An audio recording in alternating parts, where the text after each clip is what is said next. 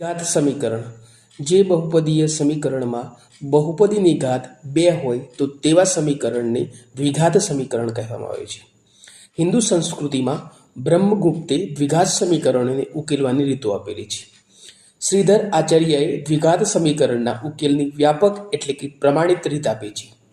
દ્વિઘાત સમીકરણનું પ્રમાણિત સ્વરૂપ x² + bx + c = 0 છે, જ્યાં a શૂન્યેતર છે અને a, b અને c એ વાસ્તવિક સંખ્યા છે. વિવેચકનું સૂત્ર છે, વિવેચકને d વડે દર્શાવવામાં આવે છે અથવા ડેલ્ટા વડે દર્શાવવામાં આવે છે. તો વિવેચક d બરાબર b² - 4ac 1 પ્લસ રૂટની અંદર 5/2 ની સુવર્ણ સંખ્યા કહેવામાં આવે છે. ભૂમિતિમાં આ સંખ્યાને સુવર્ણ ગુણોત્તર પણ કહેવામાં આવે છે.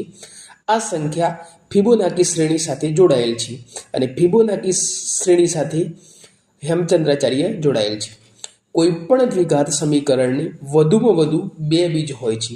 બીજને આપણે શૂન્ય અથવા ઉકેલ પણ કહેવામાં આવે છે. જો વિવેચક ડીની કિંમત 0 મળે તો વાસ્તવિક અને સમાન બીજ મળે. જો વિવેચકની કિંમત ઋણ મળે તો વાસ્તવિક બીજ મળે નહીં, અને જો વિવેચકની કિંમત ધન મળે તો સમીકરણના બીજ વાસ્તવિક અને ભિન્ન મળે.